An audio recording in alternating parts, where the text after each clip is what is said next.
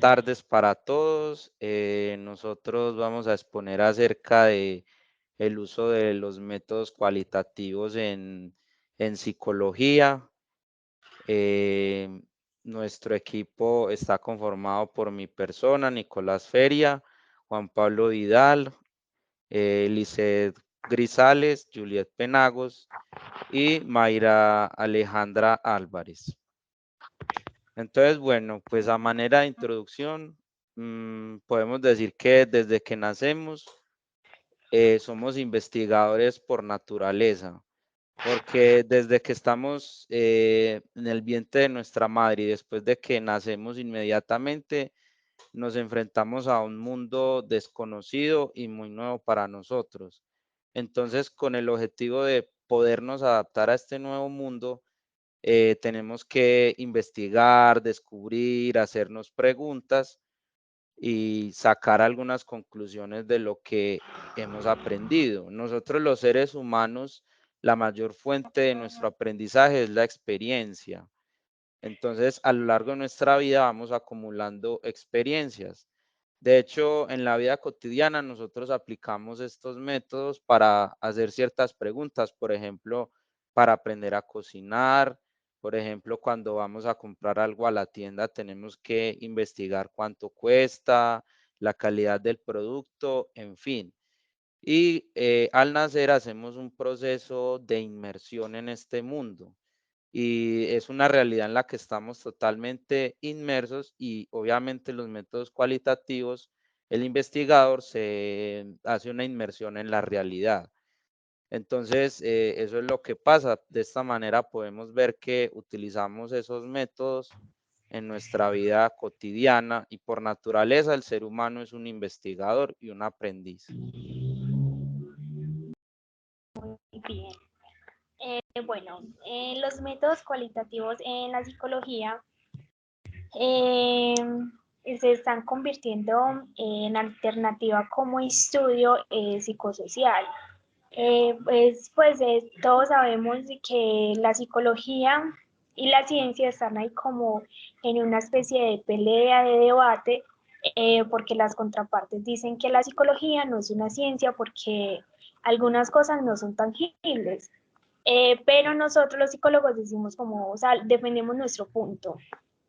Entonces, perdón, aquí en la cualitativa, pues nosotros partimos de que no siempre nosotros tenemos la verdad. O sea, pueden haber diversas soluciones para un tipo de problema. La investigación mía, la percepción mía, no tiene que ser igual a los otros investigadores. Todos somos un mundo diferente que vamos a tener, como ya dije, percepciones muy diferentes, pero todos llegando como a un mismo fin, aportando a la misma idea. Eso es un mundo muy lleno de diferentes cosas que amplía mucho, entonces por eso tiene que ser de mucha investigación, de sacar allí, de leer mucho, de preguntar mucho, de escuchar a mucha gente. Es eso. Es el, eso es,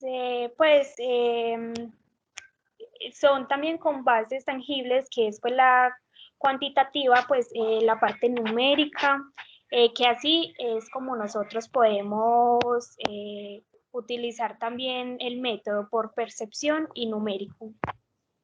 Continúe mi compañero. Bueno, entonces ya después nos hablan sobre la represión y el retorno de los métodos positivistas. Bueno, digamos que las características, para resumir, de los métodos positivistas iban arraigados demasiado a resultados de alguna manera meramente, digamos, positivos de una investigación, es decir, no se tenía en cuenta, digamos, las falencias que se podían presentar en él. Por eso es muy característico que incluso en una entrevista, por ejemplo, el entrevistador no siempre va a conectar con el entrevistado, con el que está siendo entrevistado. Por lo tanto, se tiene que tener en cuenta, digamos, esos aspectos de personalidad de la persona que nosotras queremos sumergir en esa investigación, ¿cierto? En ese campo al que queremos llevarlo. Es muy importante también tomar en cuenta que una entrevista debe ser muy cuidadosa del lugar donde va a ser la entrevista, es decir, de qué forma, por ejemplo, debe ir vestido, o de qué tipo de materiales, qué tipo de vocabulario puede usar para que la otra persona pueda entender lo que le está diciendo. Y digamos que eh, la, en el punto del positivismo, que hubo en ese entonces, que hubo en ese momento, que tuvo un retorno no muy gratificante, pero que de alguna manera aportó a que esas falencias que se estaban teniendo pudieran tener mejoras por medio de, digamos, el reconocimiento de que no se puede forzar al entrevistado a que acepte, digamos, las condiciones del entrevistador, sino que nosotros también debemos adaptarnos a la otra persona.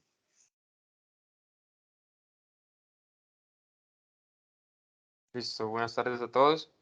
A continuación voy a hablarles sobre cimientos alternativos de la investigación cualitativa.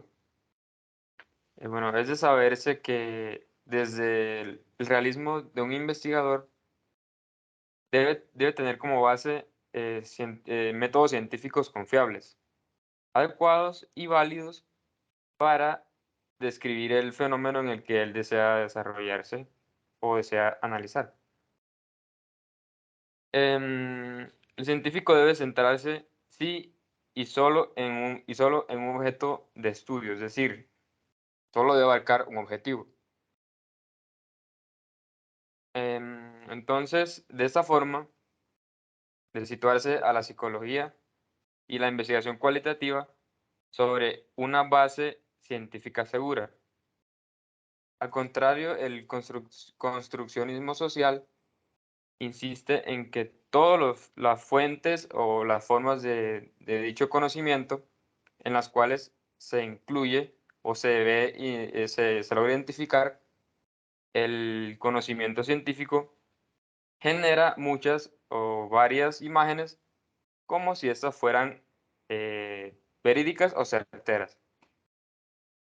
En su defecto, el construccionismo social ve a la ciencia como una forma que construye o crea el mundo y a su vez lo analiza, ¿cómo decirlo? Lo describe. También es importante reconocer que mediante varios procesos o esos procesos de los que estamos hablando, el investigador debe lograr interpretar las problemáticas para convertirlas en objetos positivos, perdón. Bueno, ahora voy a hablarles un poquito sobre observación. El origen de esta palabra viene del latín que significa contemplar. En este caso, si lo contextualizamos, se refiere a contemplar fenómenos. Sabemos que todos los métodos psicológicos suponen una observación, es decir, un análisis. El método, el método de observación experimental es muy útil en escenarios de laboratorio, ¿cierto? Por otro lado, nuestros hallazgos suelen distanciarse del conocimiento experimental de los observados. También es muy importante prestar atención al lenguaje no verbal del hablante o del elocuente. Bueno, el psicólogo aplica el método de observación en todo momento, no solo en un paciente, con un paciente. Es decir, nosotros como psicólogos debemos en nuestra cotidianidad aplicar este, este método de observación. Ese método no solo se aplica en psicología, como les había dicho. Por ejemplo, los antropólogos y demás profesionales, en general las personas también lo utilizan todos los días en la vida diaria, como les había comentado. La observación se caracteriza por la utilización de todos los sentidos, es decir, del olfato, de la vista, del tacto, la audición y la visión. Es un proceso donde el cerebro está involucrado activamente usando sus procesos cognitivos, tales como la cognición, la emoción, la atención, la memoria y el pensamiento. Muy bien, siguiente.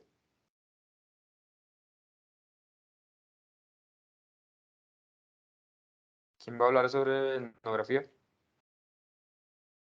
Problemas con el micrófono. Bueno, para iniciar la etnografía, digamos que se enfoca más en un estudio a nivel poblacional de grupos más grandes, no tanto de un individuo en sí, sino de varias personas en un grupo.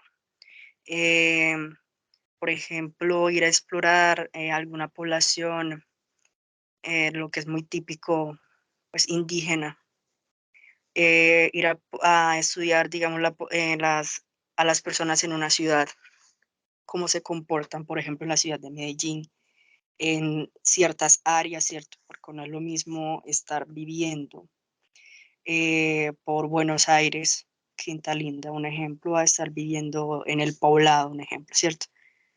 Varias, son diferentes lugares que contienen en sí comportamientos distintos, los cuales los diferencian de los otros, de ahí que se creen digamos, esas culturas o esas costumbres dentro de la misma. Entonces, digamos que la etnografía se fija mucho en eso.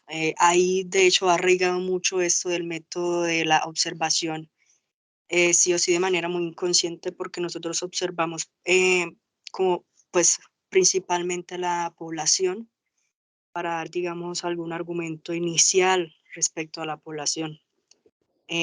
Lo que queremos trabajar en ella, probablemente lo que queremos descubrir o lo que se está descubriendo de ella, y que probablemente sus habitantes no se den cuenta, porque muchas veces hay comportamientos o costumbres que los habitantes no se percatan que están practicando. Posterior a ello está la entrevista. La entrevista, como bien les hablaba casi al principio sobre los cuidados que debe tener el entrevistador para con los entrevistados o con la persona que está siendo entrevistada. Es muy común que el entrevistador, digamos en un punto de emoción, pretenda obtener todas las respuestas que él necesita, las respuestas correctas, entre comillas, como él las necesita, pero a veces nos encontramos con un sinfín de posibilidades de lo que podrían respondernos. Entonces, mantener la expectativa de lo que exactamente va a decir la persona es un error, de alguna manera es un error, ya que debemos de darle la libertad de responder de acuerdo a sus vivencias, probablemente al cómo él convive en ese ambiente, porque nosotros digamos que somos agregados y no podemos sumergirnos del todo dentro de esa población a la cual probablemente también estaríamos entrevistando, por ejemplo, uniéndolo ya con la etnografía. Y finalmente hablaríamos sobre los métodos, ¿cierto? Los métodos de la entrevista que hablan exactamente sobre el cuidado, digamos, los límites que debe tener el entrevistador y los límites que no solamente debe tener dentro de la entrevista, sino incluso dentro de la población o el ambiente en el que está conviviendo con X o Y grupo de personas o persona en general. Bueno, respecto a la entrevista y la etnografía, no solamente son utilizadas en psicología.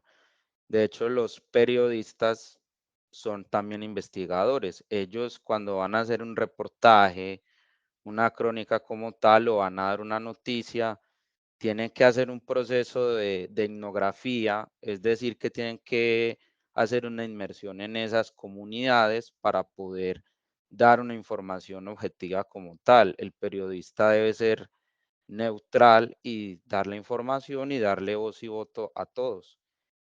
En psicología, el método de la etnografía se utiliza mucho en psicología social. Los psicólogos sociales son es la rama de la psicología que se encarga de estudiar los grupos, ya sea familias, ya sea comunidades enteras, países, en fin. Entonces, pues en la etnografía y en la entrevista se hace un proceso de inmersión. La entrevista es, digámoslo así, una conversación con una persona y de hecho, antes de hacer una entrevista, lo más recomendable es hacer una investigación previa sobre la persona que se va a entrevistar, sobre la comunidad que se va a entrevistar para poder efectuar preguntas, digámoslo así, inteligentes que permitan sacar la información que se necesita. Porque de hecho, si no hay una preparación previa para hacer una entrevista, esta no va a tener, digamos, el mismo efecto. Entonces es importante hacer la preparación, documentarse, lo mismo cuando se va a hacer una etnografía, investigar un poco acerca de la comunidad, investigar acerca de las personas y bueno, y como lo dije antes, volviendo al ejemplo del principio, nosotros somos investigadores por naturaleza, siempre estamos haciendo un proceso de inmersión para poder averiguar, digamos, las cosas que queremos averiguar. De hecho, en la vida cotidiana también lo hacemos. Cuando queremos investigar sobre un grupo de personas, sobre nuestros amigos, nosotros lo que hacemos es hacer un proceso de inmersión en este grupo. Entonces, no solamente es algo que se aplica al campo académico. Muy bien. ¿Algo más para aportar de esos dos temas o continúo? Digamos que, como para aportar ahí, respecto a la naturaleza del hombre, al investigar, es importante también mencionar lo necesario que es enfrentar ciertas verdades, ¿cierto? A veces no queremos, digamos, sumergirnos en investigar lugares distintos, actitudes distintas, incluso en el lugar donde convivimos con nuestras propias familias, sino que nos encerramos en una única posibilidad sobre las cosas y es cuando no se expande, digamos, ese conocimiento sobre el lugar donde vivo, sobre quién soy. Entonces, esto también aporta como un punto personal para con el investigador o los investigadores en general. Muy bien. Vamos a hablar de los modelos de la entrevista. Son 4 enfoques, que es el etnográfico, el nuevo paradigma, el feminista y el posmoderno. El etnográfico, su principal objetivo es la dependencia del investigador con el informante. No sé si Lisette quiere aportar algo más a este tema. Pablo. Bueno, continúo. El trabajo, pues, bueno, etnográfico, perdón. Frente a las discusiones de la metodología feminista, también pueden ser consideradas en las relaciones de la investigación. Voy a seguir con la construcción de la entrevista.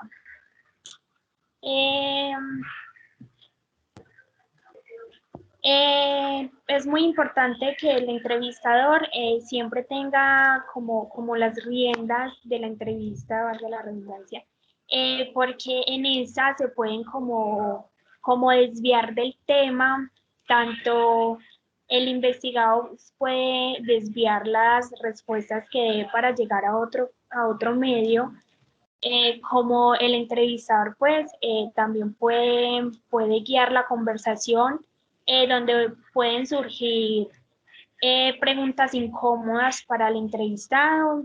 Es muy importante no avisar como las preguntas que se le van a hacer al entrevistado, porque en estas pues obviamente suelen preparar las respuestas, también tienden, como ya dije antes, a desviarlos del tema, incluso a rechazar pues como la respuesta de esto. Pueden decir, no quiero responder eso, no voy a aceptar esta entrevista.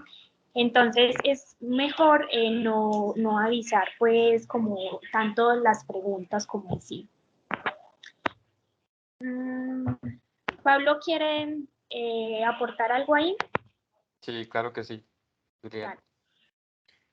Bueno, hay que aclarar que el investigador no puede estar sujeto a una sola estrategia eh, para la entrevista, porque esa podría no aplicar para todos los sujetos a los que él quiere entrevistar. De la misma manera, el entrevistador no puede incluir estas estrategias dentro de la entrevista porque estaría imponiendo estrategias únicas de manera indirecta, por lo que la información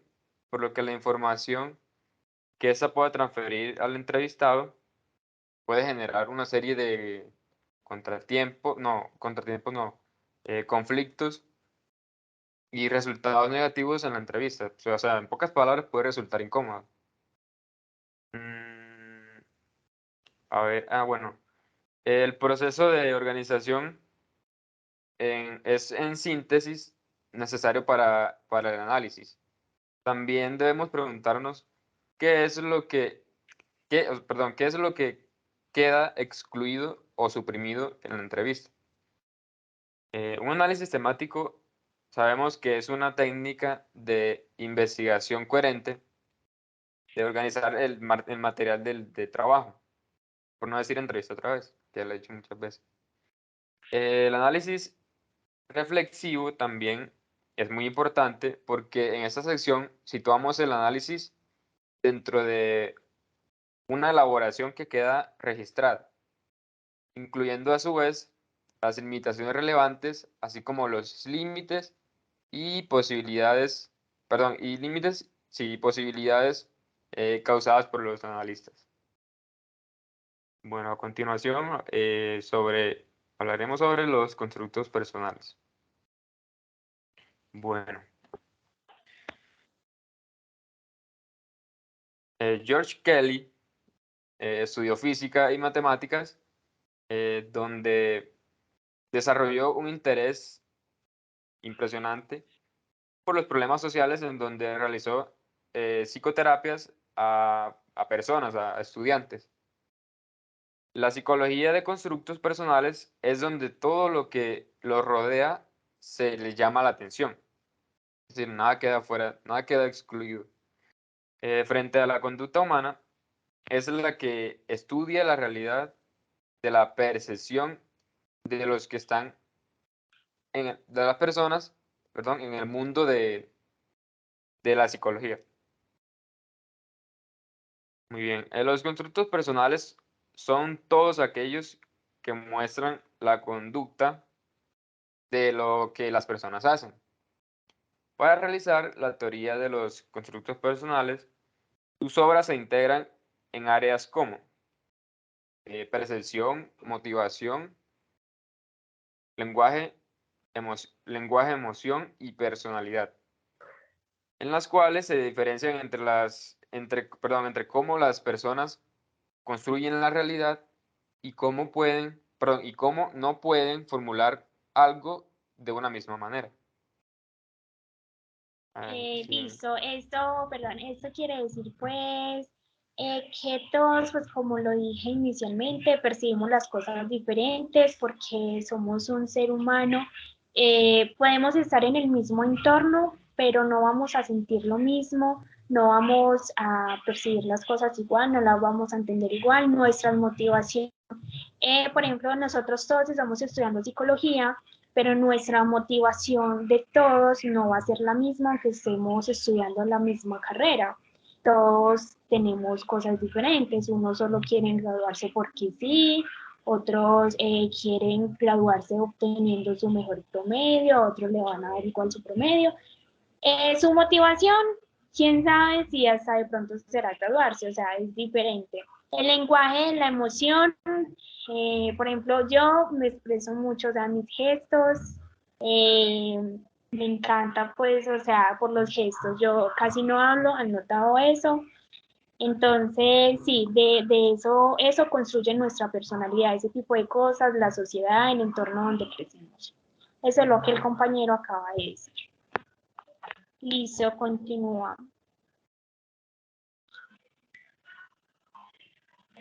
Hello. De hecho, ahí va muy incluido eso los perceptos valorativos sobre las cosas, es decir, el valor que yo le doy a ciertos aspectos de mi vida no va a ser el mismo que pueda darle Juan Pablo, Nicolás, Lisset y Juliet, y de hecho tendemos a que a veces, dado nuestros propios perceptos valorativos, ignoramos qué tan importantes pueden ser para la otra persona que nosotros ignoremos e que incluso veamos como algo tonto, por ejemplo, ¿cierto? Es decir, lo que yo veo como algo inútil o algo que no me funciona, digamos, poniéndolo de un punto general en la vida cotidiana, no significa que para la otra persona no funcione. En tanto, pretender que para todos sea lo mismo es imposible. Siempre van a existir las diferencias, van a existir los preceptos valorativos sobre los aspectos de la vida de una manera distinta y eso nadie los puede cambiar. Bueno, otra cosa que yo quería agregar muy importante sobre lo que se está diciendo es que todos tenemos experiencias diferentes, un poco similares, pero por ejemplo lo que yo vivo no es lo mismo que Juan Pablo va a vivir. Entonces eso hace que tengamos percepciones distintas, eso hace que tengamos apreciaciones diferentes porque somos personas que pasamos por diferentes experiencias y nos construimos de manera distinta. Así como una casa no es igual que la otra, así como un edificio no es igual que el otro, de esa misma forma, una persona no es igual a la otra, todos somos diferentes. Muy bien, gracias compañero. Quiero aportar algo más a eso y es que esta entrevista no intenta explicar la naturaleza, más bien es una investigación personal del mundo, es una manera de buscar o investigar las cosas personales.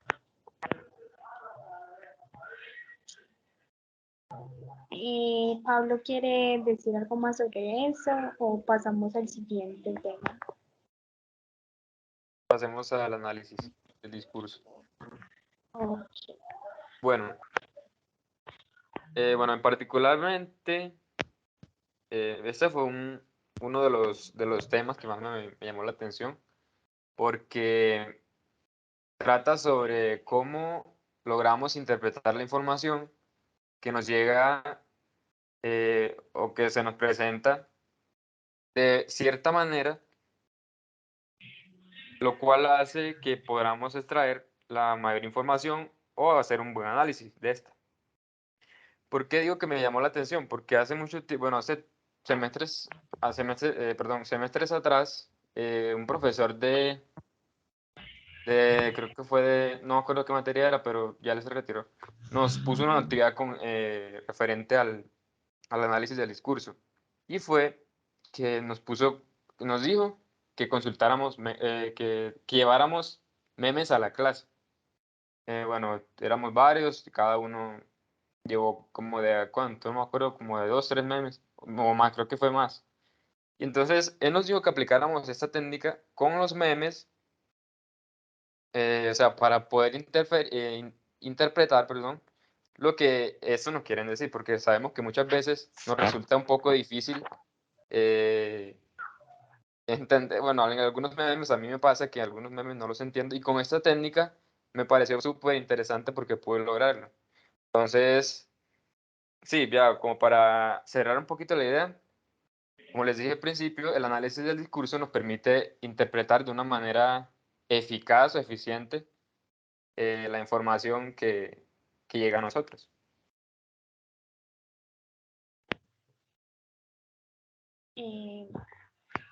Quiero resaltar una frase pues que los compañeros hicieron acá,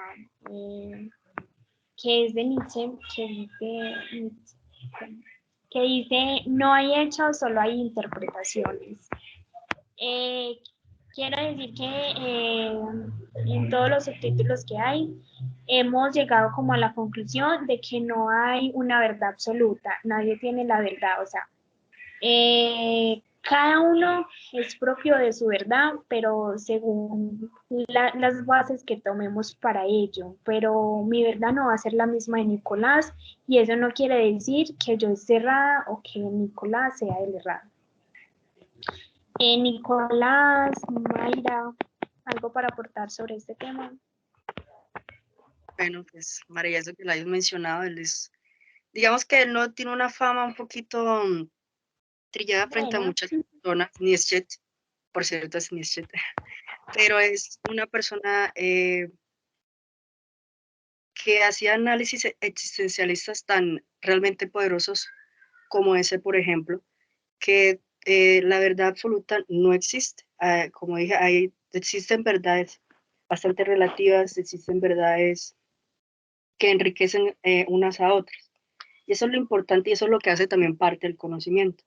Que no nos podemos quedar con un solo conocimiento con el que nos aporta una sola persona o el cual obtenemos, digamos, por autonomía, por algo propio, sino el conocimiento que nos dan varias personas y de ahí ir formando también nuestro propio argumento con el cual, digamos, defender eso que nosotros queremos defender, una idea y lo que siga de eso.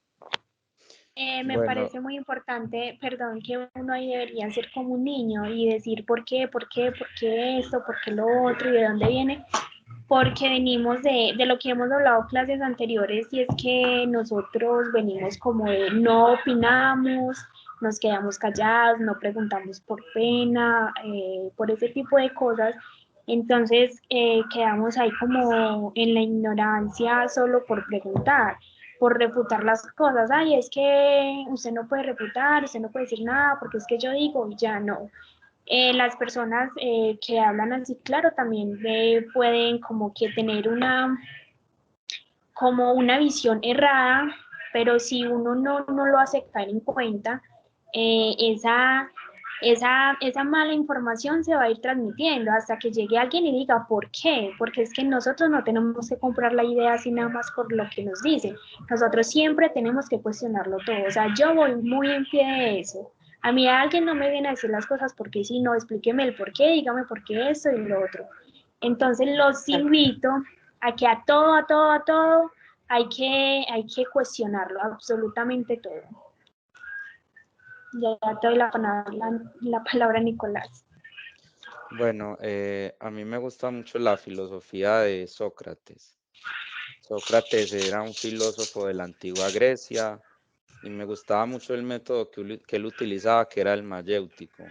Era hacer preguntas. Sócrates decía que la verdad está en el interior de cada persona y Sócrates tenía una madre y su madre era partera. Entonces él decía que el conocimiento o la sabiduría está en el interior de cada uno y Sócrates nunca imponía una verdad como tal, sino que él decía, no, es que yo solo sé que nada sé. Entonces el objetivo de Sócrates era que cada persona buscara la verdad en su interior. Y me gusta mucho hacer eso con las personas, que las personas no busquen la verdad mía, sino la suya propia. De hecho, uno no busca que las personas piensen como uno, sino más bien que aprendan a pensar por sí mismas. Entonces, esto tiene que ver mucho con la investigación cualitativa porque cada uno tiene que desarrollar su propio criterio. Está bien que el criterio del otro nos ayuda a formular el nuestro, pero debemos formular el nuestro y no tener un criterio, digámoslo así, copiado de otra persona, sino aprender a pensar por nosotros mismos, lo que yo llamo conciencia del sí mismo. Como decía